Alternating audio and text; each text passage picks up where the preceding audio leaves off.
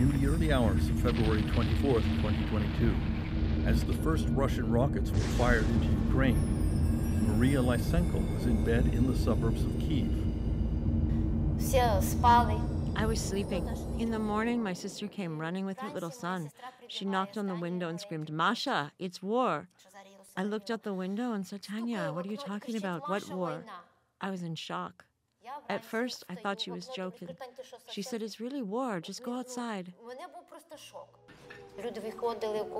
People came out. Some had blood on their heads. Children, they were crying. Women were falling on their knees. Everyone was in shock when they fled from Kiev. Executions in Bucha, Irpin, this was really scary. Sirens, screaming, those rockets every night, tanks, explosions on the road. It was very scary.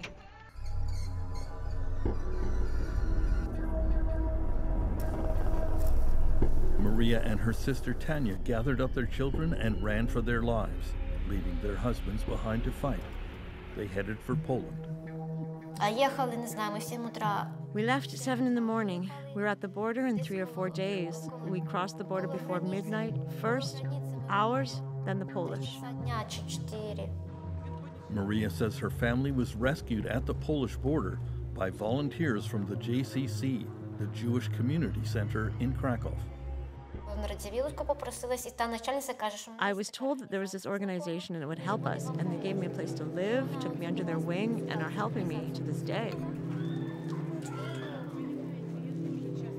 Maria ended up at the JCC headquarters in Krakow, where to this day hundreds of Ukrainian refugees line up every morning for supplies of free food, medicine, and even disposable diapers.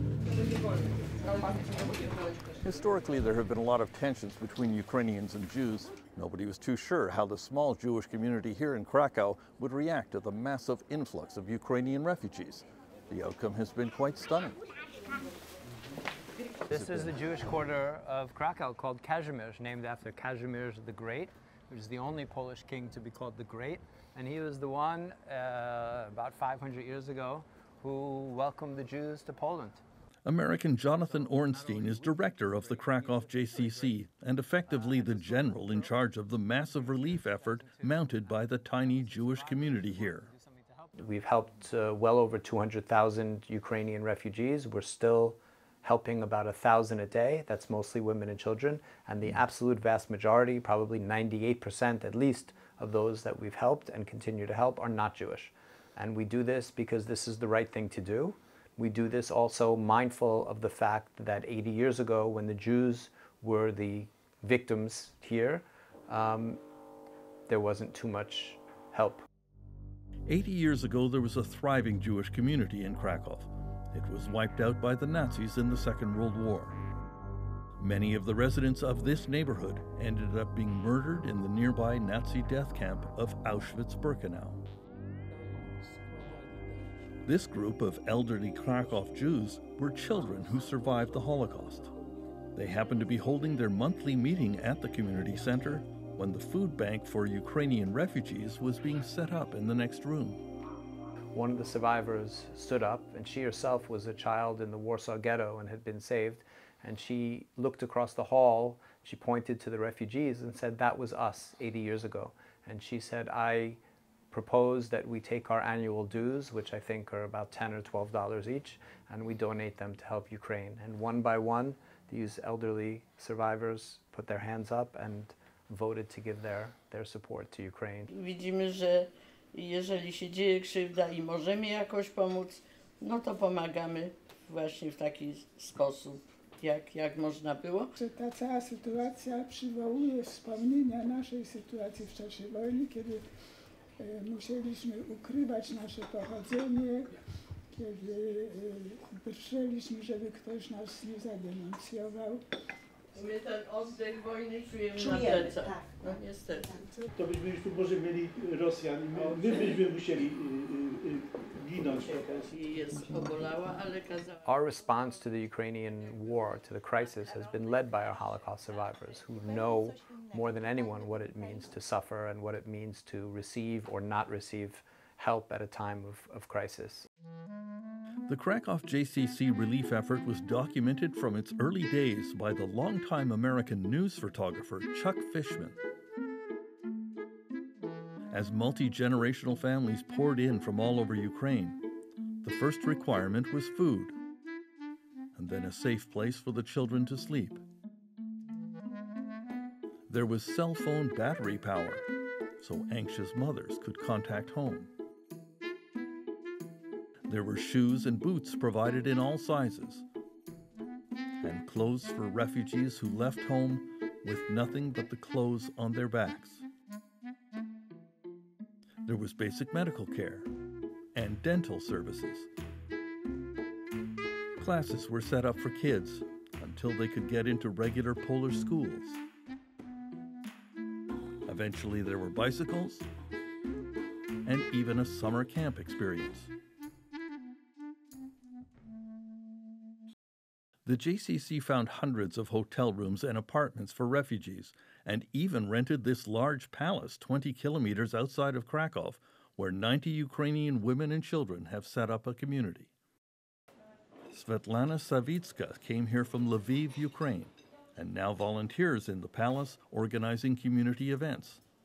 Her daughter is a psychologist who provides counseling to trauma victims. She is amazed that all this is provided by the Jewish community. Ми тут святкуємо всі єврейські свята, католицькі, польські. Here we celebrate all Jewish holidays, Catholic and our own. We are all united by humanity, decency, and mutual assistance, no matter what. Не дивлячись ні на що. We saw that we're housing and feeding them, but they have other needs. We need to get them into the workforce.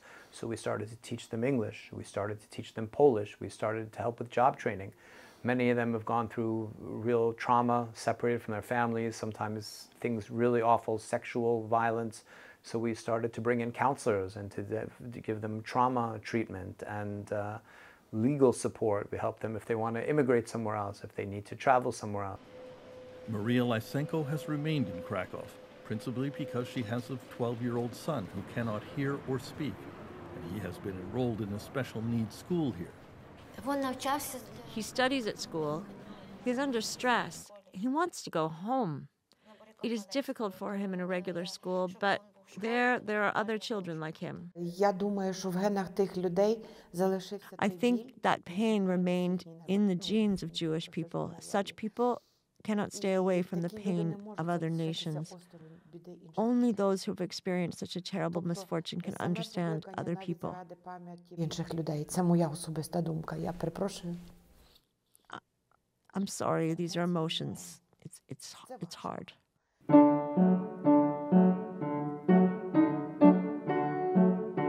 At the palace on the outskirts of Krakow, every Saturday there are piano lessons for young children. Some are learning to play songs in tribute to their Jewish hosts. Among the clients of the JCC are Marina Sokolova with her 1-year-old son Prokhor, who hopes to emigrate to Canada. The Holocaust survivor and philosopher Abraham Joshua Heschel said the opposite of good is not evil. The opposite of good is indifference. The ongoing plight of the millions of Ukrainian war refugees is a test of the humanity of the modern world. The Jewish Community Center in Krakow is passing that test.